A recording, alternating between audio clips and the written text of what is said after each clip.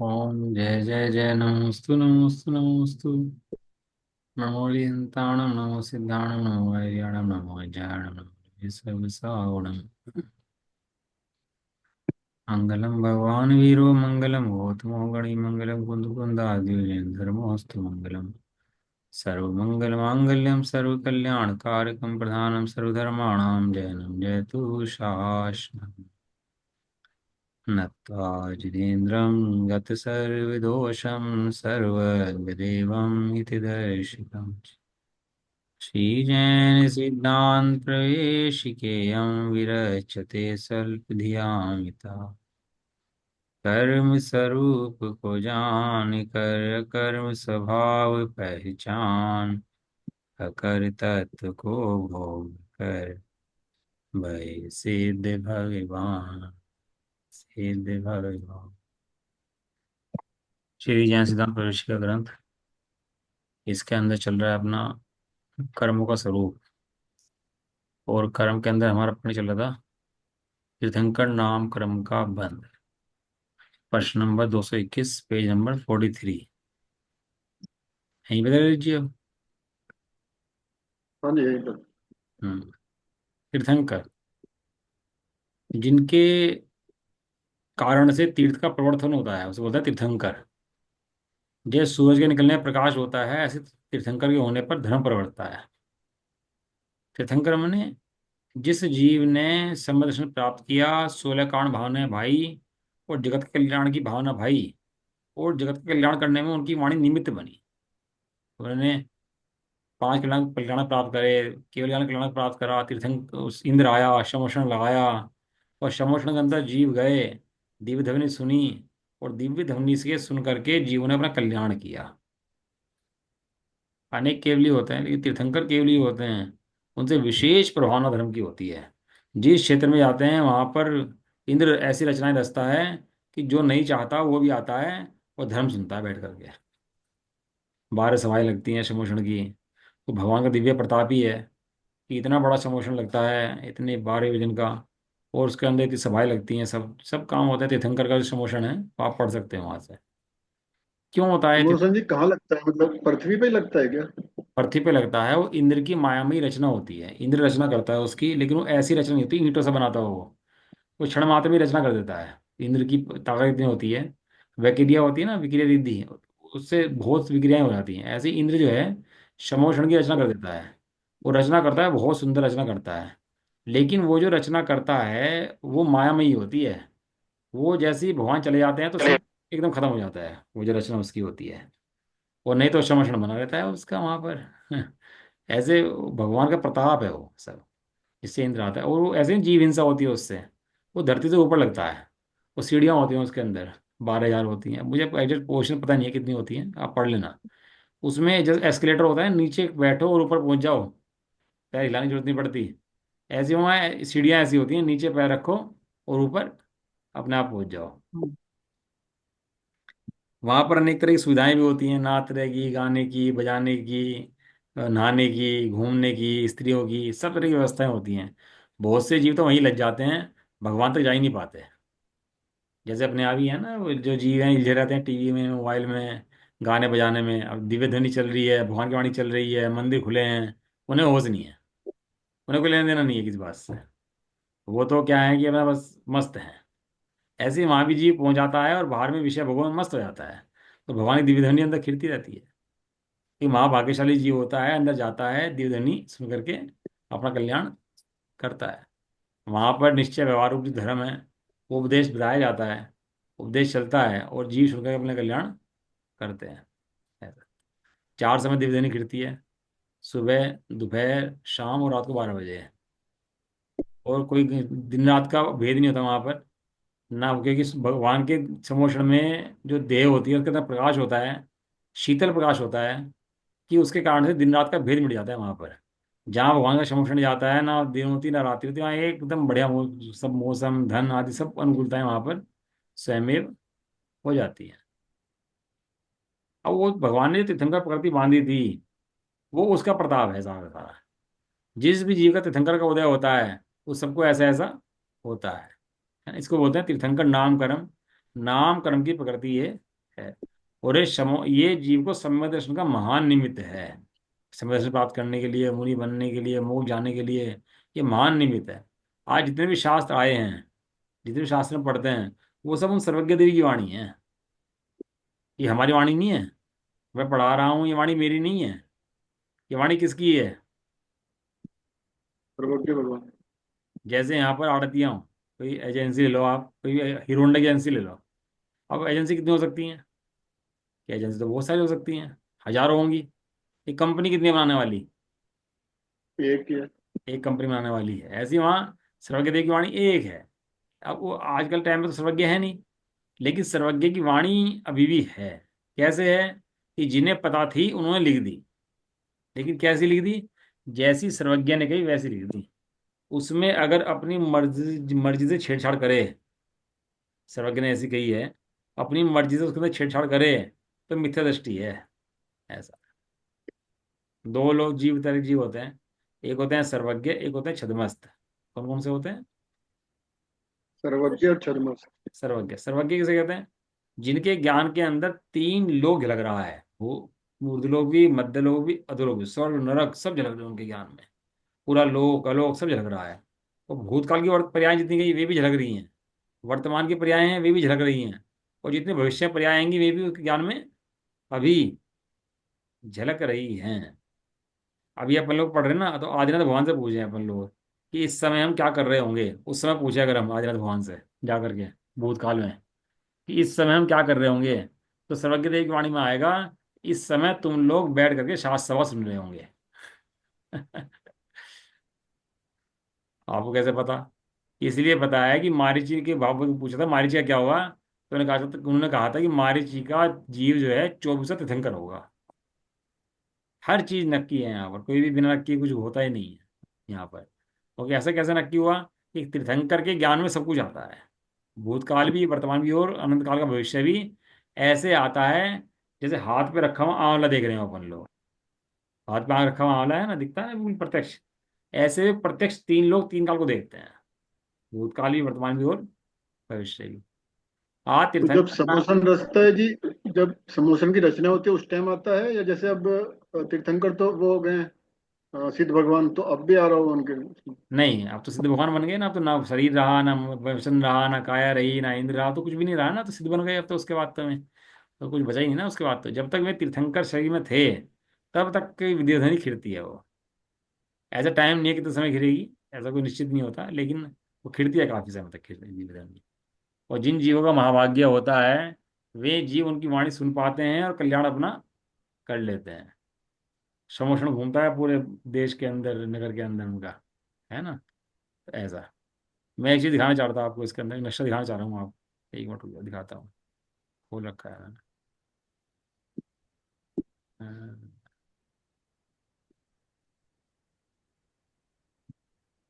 एक मिनट। मैंने भेजा था ना व्हाट्सएप पे आपकी वो फोटो, देखे आपने नहीं देखे? अब आगे भेजा जी? हैं? जो व्हाट्सएप मैंने फोटो भेजा, देखा आपने नहीं देखे? आज ही भेजा जी? नहीं, आज ही 3 4 दिन पहले भेजे थे, नक्शे भेजे थे ना मैं। हाँ हाँ, देखे। आप व्हाट्सएप पे एक्टिव रहते हो, नहीं रहते आप लोग, सब लोग? हाँ जी हाँ जी। चलो देखो, अब ये जम्बू द्वीप है। मैंने खोला जम्बू द्वीप का मानचित्र, सामने आ रहा है। हाँ जी इसके अंदर पीले पीले दिख रहे होंगे, आप येलो येलो दिख रहा है ना आपको? हाँ जी। इस येलो येलो को बोलते हैं विदेश क्षेत्र। विदेश क्षेत्र। ये थाली के समान के होता है मध्य लोग, जैसे जहां पर लोग रहते हैं। जैसे हम्म थाली होती है ना, प्लेट होती है प्लेन, ऐसे हम्म। प्लेट लो तो इस तरह से होता है मध्य लोग, एक प्लेट के समान। उस प्लेट के ऊपर अपन लोग रहते हैं। और कौन कौन रहता है उस प्लेट के ऊपर? तो उसके अंदर ये है मध्य लोक के जम्बू द्वीप का वर्णन। इसका वर्णन है जम्बू द्वीप। मध्य लोक का जम्बू द्वीप का वर्णन। सेंटर में सबसे जम्बू द्वीप है। इसके अंदर विदेह क्षेत्र हैं। 4 विदेह हैं, 4 विदेह के अंदर 32 नगरियां हैं। आप देख रहे होंगे येलो का, एक तरफ, दो तरफ, तीन तरफ, चार तरफ, चार है ना ये। हम्म।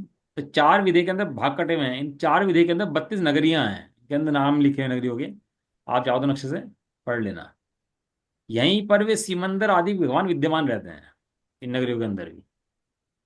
जो भगवान सिमंदर है ना, तीर्थंकर भगवान जो अभी विद्यमान है, विद्यमान 20 तीर्थंकर, वे कहाँ कहाँ रहते हैं बताऊंगा आपको अभी। लेकिन ये मध्यलोक के अंदर ये प्लेट के समान जो बना हुआ है, इसके अंदर चार विधे हैं, चार विधे के अंदर 32 नगरियां हैं। नगरी। अब आप सबसे ऊपर आ जाओ।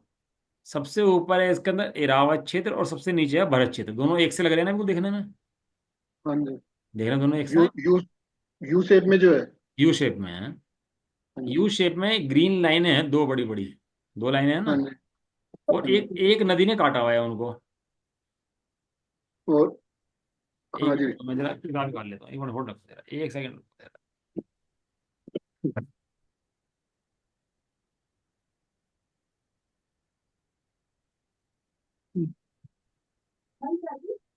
नहीं, आधा घंटा भी आ गया तो आवाज आई रही थी। हम ये अपना म्यूट कर लो अपना।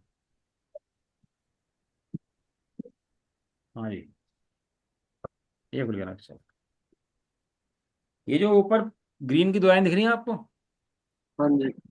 और ये दो लाइनों को एक नदी ने काटा हुआ है, इसका नाम है पुंडरीक नदी। दिख रही है ना हम्म, पुंडरीक नदी? तो इस नदी के कटने से पांच भाग हो गए इसके। एक एक छह भाग हो गए, पांच एक भाग पांच, छह खंड। एक बीच का, एक इधर ग्रीन, एक इधर ग्रीन, और तीन ग्रीन ऊपर के। कितने ग्रीन हो गए हैं? छः। दो के छह हो गए। क्यों हो गए? हम्म, पुंडरीक नदी बीच में से निकल गई। तो कितने भाग कर दिए इसके? छः। छह भाग कर दिए। इनके अंदर से एक आर्यखंड है, पांच मलेच्छ खंड है। कितने खंड है? एक आर्यखंड और पांच। बुंदेलखंड। सबसे ऊपर वाला जो है वो आर्यखंड है, और बाकी के जो पांच हैं उसको बोलते हैं मलेच्छ खंड। हम्म, ठीक है। इस आर्यखंड के अंदर तीर्थंकर होते हैं।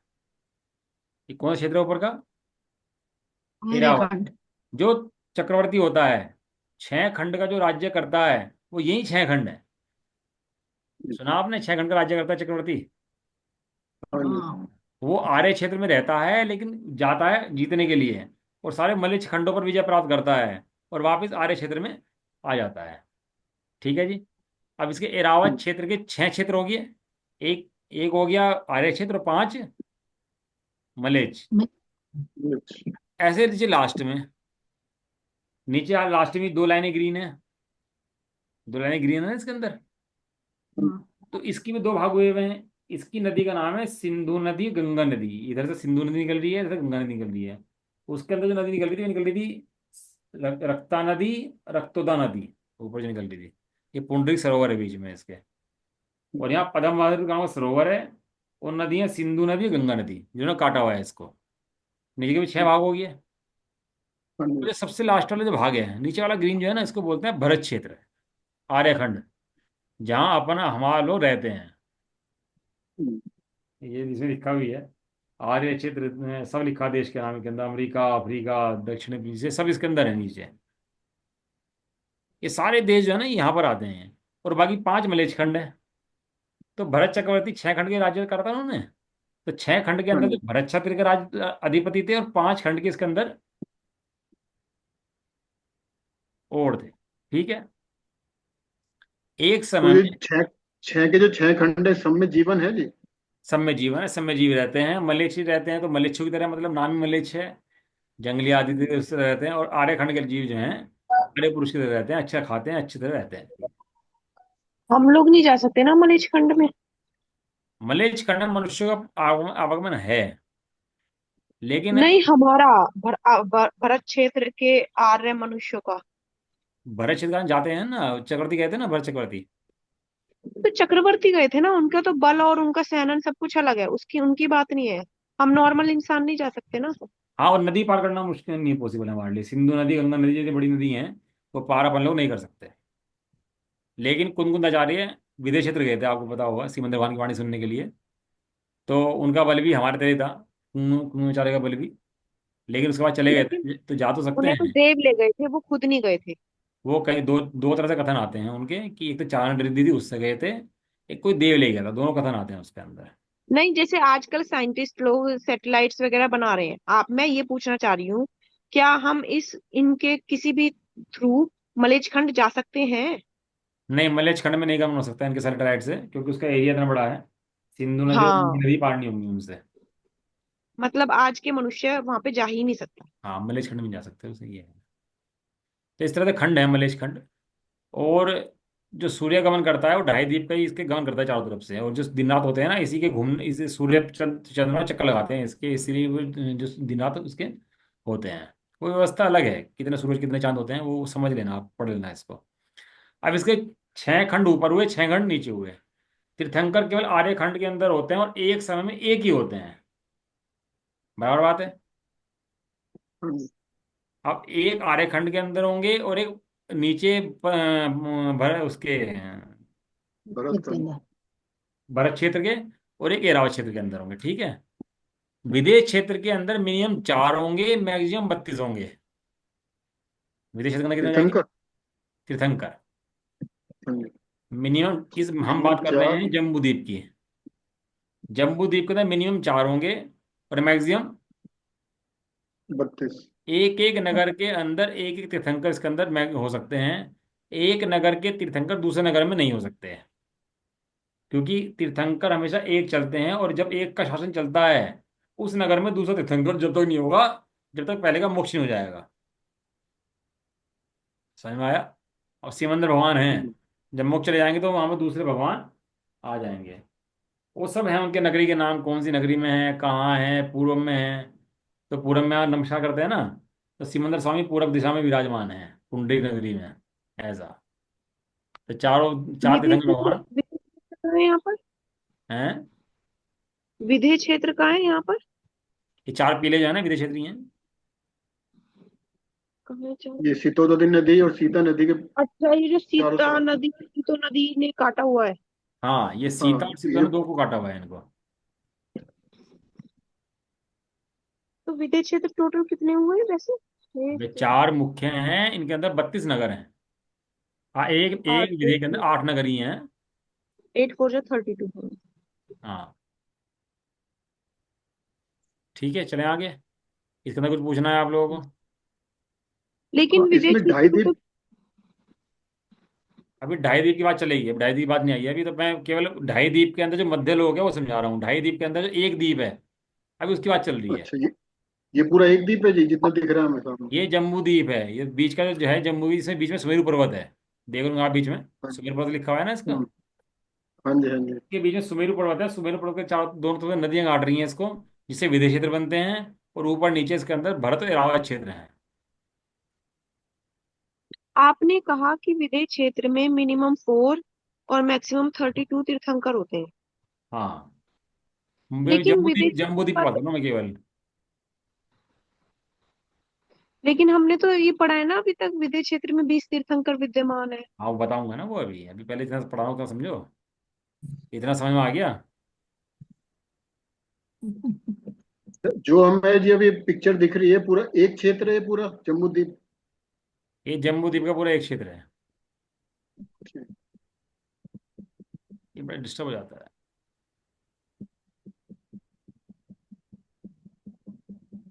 चलें आगे। हाँ जी। जम्बू द्वीप हो गया ना। ये 3 लोग का नक्शा है, ये तो 3 लोग का पढ़ रखा आपने, मैं भेजा था इसको। हम्म, ये है ढाई द्वीप मानचित्र। सामने आ गया आप लोग ढाई द्वीप का मानचित्र। ढाई द्वीप।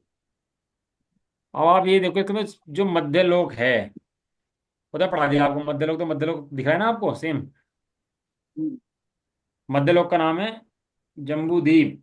क्या नाम है मध्य लोक का? जम्बू जम्बू द्वीप। द्वीप। जम्बू द्वीप। उसको घेरे हुए है लवण समुद्र। किसने घेर रखा उसको? लवण लवण समुद्र। समुद्र। लवण समुद्र। उसके बाद जो द्वीप का नाम है, उस द्वीप का नाम है ईश्वर, नहीं, इसका नाम भूल गया मैं। बड़ी मेमोरी कमजोर होगी। सब रट रखे थे और सब नाम भूल जाता है। क्या लवन बात समुद्र। है? लवन समुद्र। समुद्र की बात होना चाहिए, द्वीप की बात चल रही है। धात की खंड। दूसरा है धात की खंड। अब इसके अंदर आप देख रहे ऐसे ही नक्शा बना हुआ है जैसे बीच में बना हुआ था। अब आप ये समझ लो जैसा इसके अंदर बीच का सेंटर है, जो जम्बूद्वीप था, इसमें एक जम्बूद्वीप इधर है और एक जम्बूद्वीप इधर है। एक किताब का पन्ना खोल दो आप, तो एक किताब का पन्ना इधर खुलेगा और एक किताब का पन्ना उधर खुलेगा। ऐसे ही जम्बूद्वीप जो है उसका एक पार्ट लेफ्ट में और एक पार्ट राइट में है। यानी कि भरत एरावत के क्षेत्र अगर हैं तो एक भरत एरावत लेफ्ट में है और एक भरत एरावत राइट राइट में में। है। जैसे विदेश क्षेत्र हैं, 4 विदेश क्षेत्र, 16 नगरियां, ऐसे ही इधर हैं और ऐसे ही इधर हैं। यानी यानी कि आप 16, क्या कह रहे हैं? 32 इधर ऐसे, या 16 16? हाँ, 32 इधर 32 इधर। अब ये क्या है, होमवर्क है सब ये करने के, आपको मजा आ जाए, आप खोल दो ना वास्तव में 3 लोग का नक्शा। सर्वज्ञ देव की वाणी में कैसे इन्होंने दिखा होगा और कैसे आया होगा और कैसे आचार्यों ने लिखे होंगे वो कथन। और ये गोमट सार ये जो है ना सब, इनके अंदर यही वर्णन आया है। इसके अंदर बताओ, तत्वार सूत्र आदि के अंदर इतना वर्णन आया, खोलकर देखो सही इसके अंदर कितना माल भरा पड़ा है। दिमाग हिलेगा नहीं आपका, वहां से चलेगा नहीं, इतना मजा आएगा आपको पढ़ने में इन सब चीजों को। अब ये ऐसे ही जम्बूद्वीप इधर है और ऐसे ही जम्बूद्वीप इधर है, दादगी खंड के अंदर। ठीक है। फिर उसको, उसकी जितना जम्बूद्वीप है उससे दुगना लवण समुद्र है, जितना लवण समुद्र है उससे दुगना धातकी खंड है, और जितना धातकी खंड है उससे दुगना कालोदधी समुद्र है। और कालोदधी से दुगना, कालोदधी दुगना जो है वो जो है, कौन सा क्षेत्र आता है अब जो, इसका नाम बड़े, मानुषोत्तर पर्वत था ना उसके, विजयावर्त पर्वत, पुष्प वो है। पुष्पक। जम्बूद्वीप पुष्करवृत।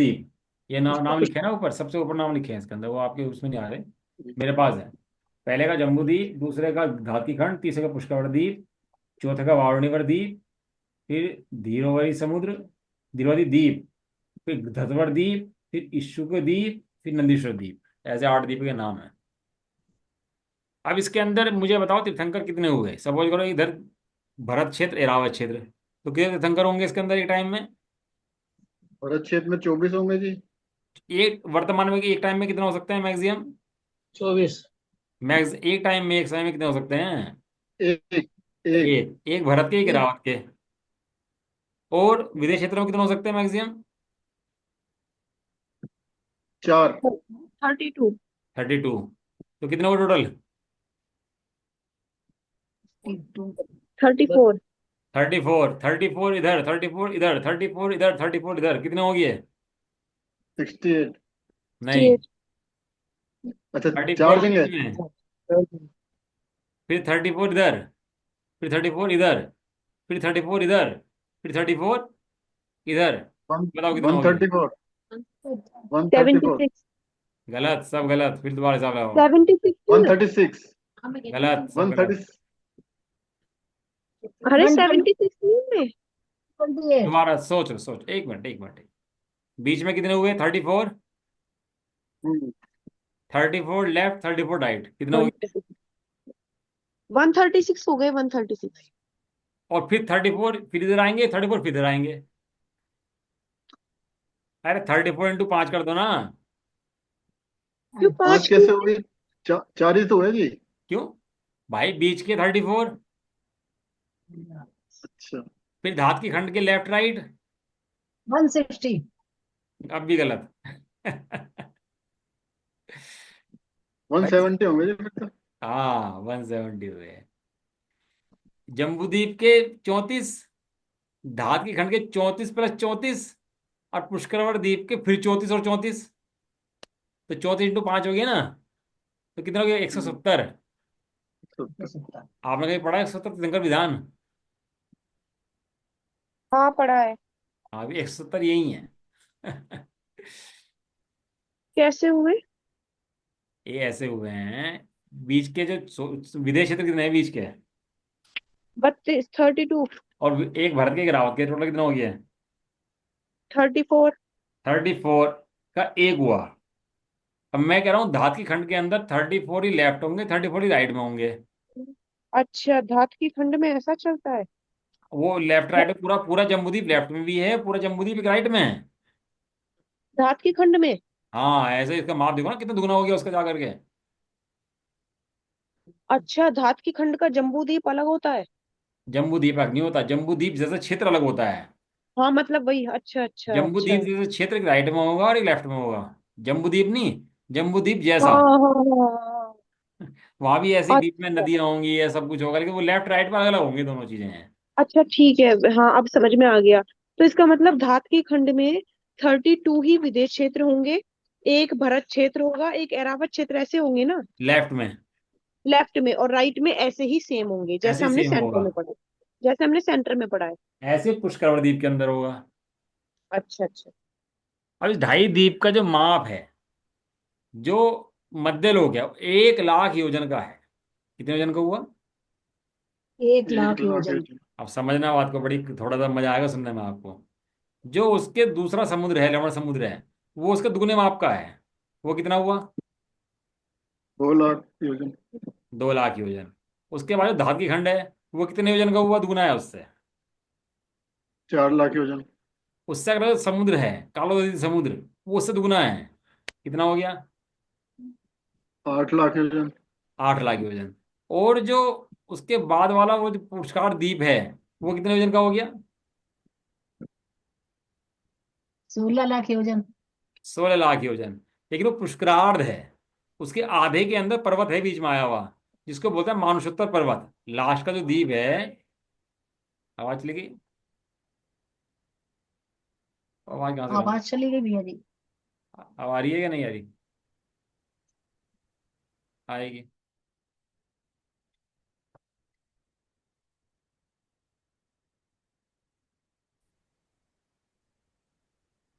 अब आ रही है?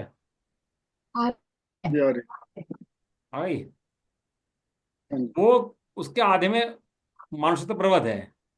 तो पहला हुआ 1 लाख योजन, दूसरा हुआ 2 लाख योजन, तीसरा हुआ 4 लाख योजन, चौथा हुआ 8 लाख योजन, और पांचवा कितना हुआ? 16। 2 लाख। 16 लाख का आधा कितना हो गया? 8 लाख। 8 लाख। अब अब आप देखो मजे की बात। 8 लाख इधर है और 8 लाख इधर है। मैं दुगना है ना उससे, बीच वाले से। तो जब बीच वाला दुगना होगा तो इधर भी बढ़ जाएगा और इधर भी बढ़ जाएगा। अब जोड़ना शुरू करो। पहला है 1 लाख योजन। पहला कितना? एक। 1 लाख योजन। दूसरे वाले का 2 लाख इधर, 2 लाख इधर। दो और दो चार, एक कितना हो गया? 5। 5। अगला कितना है? 4 लाख योजन। चार इधर चार इधर, कितना हो गया? 8। 8। 8 प्लस पहले कितना आए थे? 5। कितने हो गए? 5। 13। 13। कौन से द्वीप पे कहाँ पहुंच गए अब हम? लवण समुद्र में पहुंच गए ना? नहीं, अब हम पहुंच गए दादगी खंड पे। एक दूनी दो दूनी चार। हाँ फिर समुद्र आया। कितने हो गया? एक दूनी दो, दूनी चार, दूनी आठ। आठ इधर और आठ इधर, कितने हो गए? 16। और पहले कितने आए थे? पहले आए थे 13। कितने हो 29 गए? हो गए। हैं? 29। 29। 29। अब उससे अगले में फिर वही आ गया। 8 इधर और 8 इधर, तो कितने हो गए? 16। अब जोड़ो आप 16 45 हो गए। कितना हो गया? 45। ये 45 45। लाख योजन का ढाई द्वीप है। बताओ किसी को समझ में नहीं आया? मेरी समझ जो ये में नहीं आया। नक्शा जो नक्शा में दिख रहा है सामने, ये हाँ, पूरा है जी आधा दिख रहा है हमें? ये पूरा दिख रहा है आपको ढाई द्वीप का। तो इसमें जो आप आधा इधर बोल रहे हो वो इसमें ही है या वो इससे कहीं अलग है? एक आप गोलाई लो, उस गोलाई हम्म। की मोटी गोलाई बनाओ, दूसरी, फिर दुगनी मोटी गोलाई बनाओ। तो जितनी गोलाई वो बीच में बनी ना, उससे दुगनी इधर आएगी और उससे दुगनी इधर आएगी। कहीं भी देख लेना, आपके गणित के फार्मूले हैं। अब 1 लाख योजना है ना बीच का, तो दूसरा कितना है? 2 लाख योजन। लेकिन 2 लाख योजन, 2 लाख योजन नहीं है, 2 लाख योजन इधर है, 2 लाख योजन इधर है। ये जो आप बीच का दो 1 लाख योजन कह रहे हो, बीच का मतलब? जम्बूद्वीप। पूरा जम्बू द्वीप 1 लाख योजन का है? हाँ, पूरा जम्बूद्वीप 1 लाख योजन का है। लवण समुद्र पे गए अपन लोग, तो लवण समुद्र हाँ। कितने का है? पता नहीं। 2 लाख योजन का, डबल हो गया ना उससे। नहीं, जम्बू ये आप द्वीप से भी ऊंचाई तो बता बड़ा रहे हो जी, है। इसका ये व्यास बता रहे हो? चौड़ाई चौड़ाई हाँ व्यास वही। चौड़ाई। अच्छा। 1 लाख योजन का जम्बूद्वीप, लवण समुद्र। 2 लाख। अब लंबाई में नापूंगा मैं, तो लेफ्ट से भी 2 लाख हो गया और राइट से भी 2 लाख हो गया। हो गया नहीं हो गया? मतलब सेंटर से इधर सेंटर और से उधर। लेके, बराबर सेंटर से लेके। हाँ तो आप सेंटर से कहो, हाँ सेंटर से इधर 2 लाख और इधर 2 लाख, 4 हो गया है तो। हाँ, दो और दो चार हो गया, एक बीच का हो गया, 5 हो गया। हाँ। हम्म। फिर उससे डबल गया वहां पे। चार चार आठ, आठ जोड़ो उसके अंदर 13। हम्म। नहीं, इसके बाद लवण समुद्र के बाद है धात की खंड। हाँ, फिर वो दुगना हो गया ना उससे। तो ये धात की खंड जो है वो हम सेंटर से ले रहे हैं कि वही उसके सब आगे से सेंटर ही? से ले जाएंगे, सब सेंटर से नापे जाएंगे। अच्छा अच्छा पूरा अच्छा। मध्यलोक का नाप सेंटर से होगा, जम्बूद्वीप उस समुद्री पर्वत से होगा, इसलिए समुद्री पर्वत मेन है उसका। अच्छा। इसलिए समुद्री पर्वत की बहुत महिमा है कि वो सेंटर है, जब दिल्ली सेंटर है लेकिन ना। आप ढाई लोग कह रहे हैं, लेकिन आपने तो हमें ये, आप ये कह रहे हैं कि ये ढाई द्वीप समझा रहे हैं ना आप हमें। हाँ, लेकिन आपने तो हमें पूरा पुष्कर द्वीप समझा दिया, तो ढाई कहाँ रहा, तीन द्वीप हो गया। पुष्कर पुष्कर का आधा, हमने 8 लाख योजन पकड़े, बाद के 16 नहीं पकड़े। अच्छा। भाई ये जो, 1 लाख योजन के बीच का, हम्म, 2 का दूसरा, 4 का दूसरा, 8 का अगला। अब 16 होना चाहिए ना, उसका हम 8 पकड़ेंगे, अच्छा अच्छा अच्छा। तो टोटल क्यों, बैठ ऐसा गया। क्यों करा? क्योंकि आधा है ना पुष्कर दे आगे ना, बीच में मनुष्य जा नहीं सकता ना उससे आगे। फिर मानुषोत्तर पर्वत के आगे पुष्करार द्वीप फिर से है? हाँ, फिर उसका पुष्कर द्वीप, पुष्कर नहीं, पुष्कर द्वीप, हाँ, पुष्कर पुष्कर द्वीप। द्वीप। हम्म। वो पुष्कर द्वीप फिर से है, और इस ये जो पुष्कर द्वीप तक का है, मनुष्य इसी क्षेत्र के अंदर रहते हैं। और इस क्षेत्र का 45 लाख योजन का है। यहीं तीर्थंकर होते हैं, यहीं से मोक्ष होता है। और सिद्ध शिला जो अपनी ऊपर है, वो भी 45 लाख योजन की ही। क्लियर हो गया, समझ में आ गया सबको? जो इसमें जी ये बन रहे हैं गोल गोल पानी की तरह के, हाँ, ये समुद्र है ना। ये भी हैं वे सरोवर। हाँ, तो एक सरोवर के बीच का एक खंड हो गया, एक द्वीप हो गया एक तरह से। हाँ, वो काटता है ना सरोवर, जो नदियां हैं आगे सरोवर में गिरती हैं, उससे क्षेत्र बंटते हैं मैंने द्वीपों के। मैं ढाई द्वीप समझ रहा, ढाई द्वीप मतलब इसे कैसे गिनते हैं? जैसे एक तो पहला जो दिख रहा है गोल गोल, उसके बीच का हाँ, एक द्वीप पहला हो गोल, गया। दूसरा गोल, फिर लास्ट का गोल। हाँ, तो लास्ट वाले मतलब ढाई क्यों मानते हैं उसे? आधा है ना उसका, पूरा 16 नहीं है ना, पूरा 8 माना ना उसको। और बीच का पूरा हम्म। जम्बूद्वीप पूरा। हम्म। और जम्बूद्वीप के बाद धात की खंड पूरा। हाँ, ये जो है। दूसरे वाला जो है, ये वाला। ठीक है। और तीसरे वाले का आधा। तीस पूरा नहीं बना रखा है, उसका आधा तीसरे बना वाले रखा है। आधा क्यों लेते हैं? क्योंकि क्योंकि इससे आधे मनुष्य जा नहीं सकते, इसलिए इसको बोलते हैं ढाई द्वीप। हालांकि एक तरह से देखो तो 5 द्वीप हैं वैसे आप कैलकुलेशन करना चाहो ना कि 45 लाख योजन की, या तो उनकी तीर्थंकरों की, तो ये 5 लाख ही 5 द्वीप हैं ये, क्योंकि एक जम्बू द्वीप, 2 धाती खंड के, और 2 पुष्कर द्वीप के। ए बी लगा लो उसके, और नाम के पीछे ढाई हैं। हम्म। क्लियर है? चलो आगे। ठीक। हम्म। बढ़िया है, आप समझ रहे हो, अच्छी बात है। ये मानुष हमारे इस तीन लोक में टोटल द्वीप कितने हैं? 3 लोक में मतलब मध्य लोक में बात करो ना, बात आप मध्य लोक में द्वीप कितने हैं? हाँ चलो, उसमें हाँ। मध्य लोक में असंख्यात द्वीप समुद्र हैं, ऐसे ऐसे। हाँ? और ये हर जगह मतलब वो है, जीवन है क्या? हर जगह मनुष्य रहते हैं? नहीं, ढाई द्वीप से आगे मनुष्य नहीं पाए जाते। तो असंख्यात द्वीप में मनुष्य है ही नहीं? असंख्यात द्वीप में मनुष्य नहीं है, केवल कुछ ऐसा आता है, ऐसा लास्ट का समुद्र समुद्र जो है ना, लवण जो वो समुद्र उसका जो है, शायद वहां पर कुछ ऐसा पढ़ा है कहीं, लेकिन वो मानुषोत्तर पर्वत के आगे मनुष्य नहीं है, क्योंकि उसका नाम मानुषोत्तर है। ना जा सकता कोई उससे आगे, इसीलिए मानुषोत्तर है वो। एक कथा आती है, एक मनुष्य था, वो नंदीश्वर द्वीप जाना था उसको। नंदीश्वर द्वीप कौन सा है? आठवां द्वीप। आठमो दीप नंदीश्वरम भास्वरम। वहां देव जाते हैं, मनुष्य नहीं जा सकता। एक मनुष्य चला गया जाने के लिए, तो मानुषोत्तर पर्वत से टकरा के मर गया, और देव बन गया। और देव बनकर नंदीश्वर द्वीप चला गया। ऐसा, ये मनुष्य नहीं आ सकता। समझ में आ गया? अब आपने सुना होगा 20 विद्यमान तीर्थंकर भगवान, सुने आपने? नहीं सुने? हम्म। हाँ ना बोलो बराबर। हाँ हाँ जी, सुने। सुने। क्या होते हैं 20 विद्यमान तीर्थंकर? कि जैसे 4 क्षेत्र हैं विदेह के, 4 विदेह है ना, तो हम्म। चारों के अंदर कम से कम कोई तीर्थंकर होगा, तो एक एक तीर्थंकर जरूर होंगे। और ज्यादा ज्यादा होंगे तो 32 तीर्थंकर होंगे उसके अंदर। ठीक है? कम से कम, एक। एक। कम से कम एक, 4 क्षेत्रों के अंदर, चार। बत 4, 4 सेंटर के, 4 लेफ्ट के, 4 राइट के, फिर 4 लेफ्ट के, फिर 4 राइट के, कितना हो गया? 16। चार चार 16। 16। क्यों? 16। 20 हो गए। हाँ 20 हो गया, लिखे तो नंबर सामने। कैसे कैसे कैसे? लिखे न- 4 सेंटर के, सेंटर कौन सा? मध्य लोक के, ये जम्बू सामने द्वीप के। लिखे ना 1 2 3 4। 4 सेंटर के? ये तो आप विदेश क्षेत्र के बता रहे हो ना? हाँ विदेश क्षेत्र की तो बात कर रहे हैं। हाँ। कम से कम 20 तीर्थंकर अगर होंगे तो विदेश क्षेत्र में 20 तीर्थंकर तो हमेशा रहेंगे ही रहेंगे विद्यमान, चाहे कुछ भी हो। इससे कम तो कभी रह नहीं सकते। और तो आप ज्यादा तो ज्यादा कह रहे हो होंगे। 4 भी हो सकते हैं, मिनिमम 4 हो सकते हैं, आप तो कह रहे हो। हैं? आप तो कह रहे हो विदेश क्षेत्र में मिनिमम 4 होते हैं। हाँ मिनिमम 4, मैं जम्बू द्वीप के, जम्बू द्वीप के विदेश क्षेत्र के मिनिमम 4 होंगे। फिर धातकी खंड के लेफ्ट और राइट, और फिर पुष्कर द्वीप के लेफ्ट और राइट। मैक्सिमम होंगे तो 170 होंगे, मिनिमम होंगे तो 20 होंगे। ये तीर्थंकर कम से कम ज्यादा ही ज्यादा संख्या है। 170 तीर्थंकर अजितनाथ भगवान के टाइम में हुए थे एक बार। जब अजितनाथ भगवान थे, 170 तीर्थंकर थे।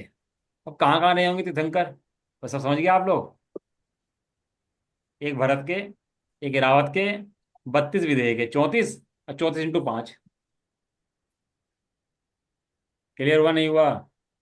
फटाफट बताओ, हाँ, क्लियर है। फिर मुझे आगे बढ़ना है। ठीक है लीजिए, मोतीरानी जी। तो इसमें इसमें जो नंबरिंग दी है, इसमें अपने भरत क्षेत्र में नंबरिंग नहीं है, तो वहां के तीर्थंकर काउंट नहीं हुए क्या?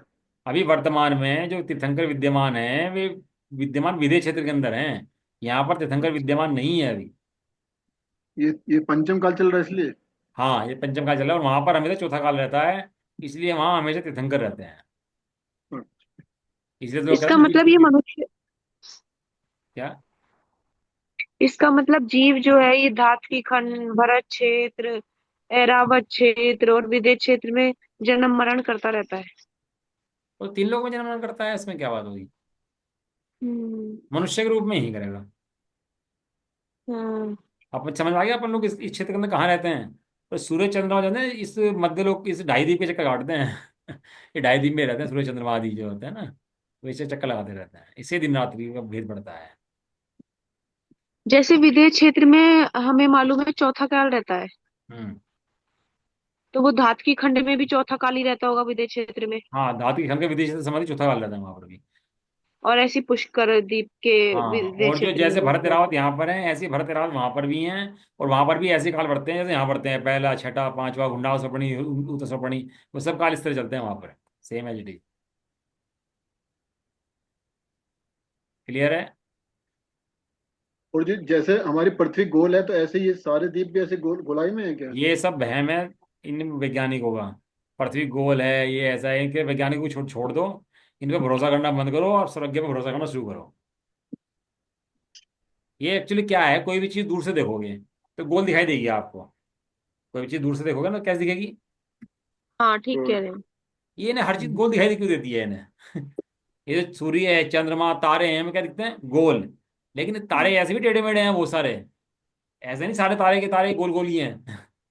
लेकिन जब किसी चीज को आप दूर से देखते हो, चकोर चीज भी गोल दिखाई देगी आपको। देखी नहीं देखी? हम्म। अभी चंद्रमा में पहुंच रहे हैं, तो इस चंद्रमा से आप पहले ऐसे बहुत सारे ग्रह हैं जिन पर पहुंच करके सोचते हैं चंद्रमा पहुंच गए हैं। अब किसी एक तेज चमक की चीज हो, उसके सामने कम चमक की चीज रख दो आप, तो कौन वो कम चमक की चीज दिखेगी नहीं आपको। वो क्या दिखाई देगी? जो तेज चमक रही है। उसके पीछे वाली ज्यादा चमक की चीज दिखाई देगी। और ये कम चमक वाली चीजें पहुंच गए, तो इन्हें क्या लगता है हम चंद्रमा में पहुंच गए। और उस पर से वापस आ गए, तो क्या लगा हम चंद्रमा में पहुंच गए। ये चंद्रमा इतनी दूर है, पहुंच सकते ही नहीं कभी। इतना दूर चंद्रमा है। इतना माप है उसका, पढ़ोगे आप कितना दूर माप है इनका। कभी नहीं पहुंच सकते चंद्रमा के ऊपर। क्लियर है ये सब लोगों को, सब बातें हैं? हम्म। चलो आगे, टाइम तो बहुत हो गया। देखो अब मुझे वीडियो दिखानी है आपको छोटी सी बस।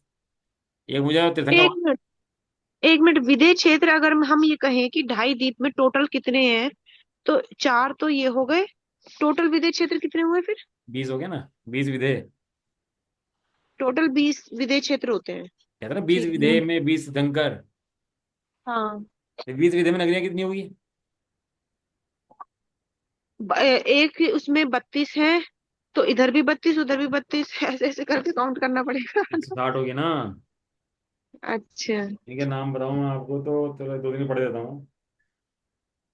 ये भगवान के नाम भी लिखे, कौन से भगवान में होंगे, कहाँ होंगे।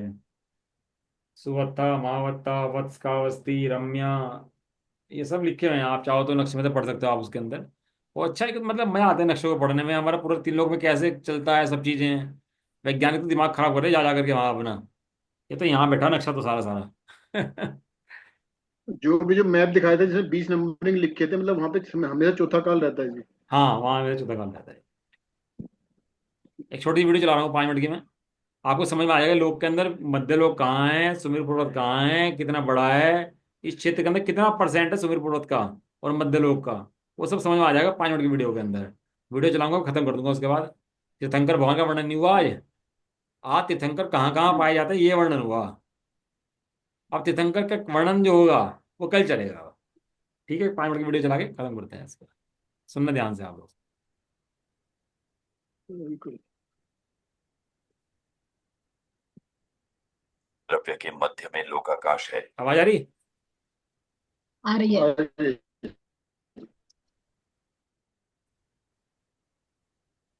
लोकाकाश के 3 भाग है।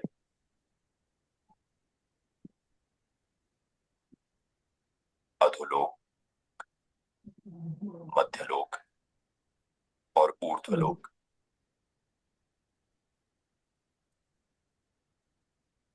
संपूर्ण लोक की ऊंचाई 14 राजू प्रमाण है। उनमें से अधोलोक की ऊंचाई 7 राजू और ऊर्ध्वलोक की ऊंचाई 7 राजू है।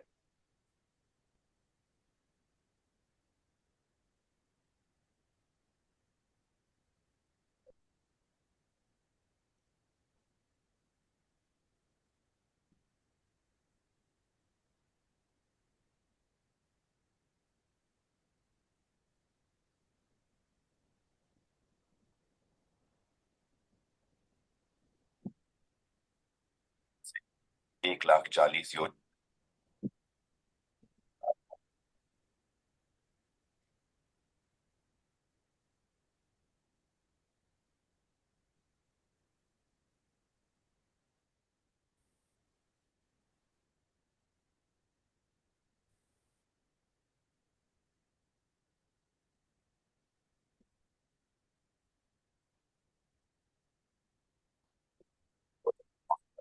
सुमेरु पर्वत है और उतनी ही मध्य लोक।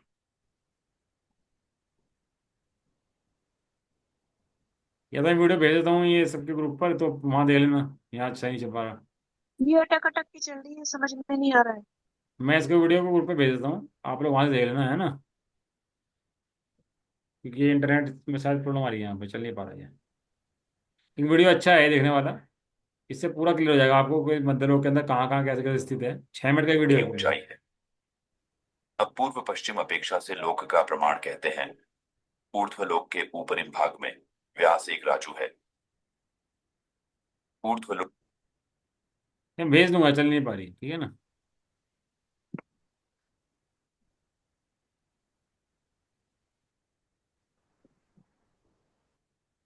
ठीक है, भेज देता हूँ मैं इसे। के मध्य भाग तक व्यास बढ़ता हुआ 5 राजू होता है। पुनः मध्यलोक तक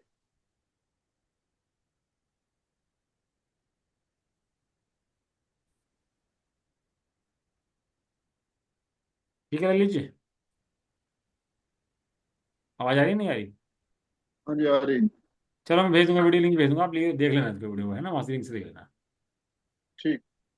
निज निधि निज में बताई है, अनंत उपकार है उसके लिए, जिन वाणी माँ को वंदना शतवार।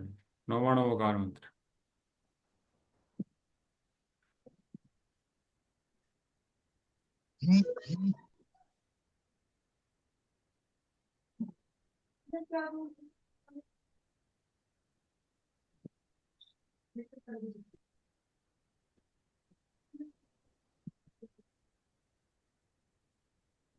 जय बोलो वाणी वाणी माता की।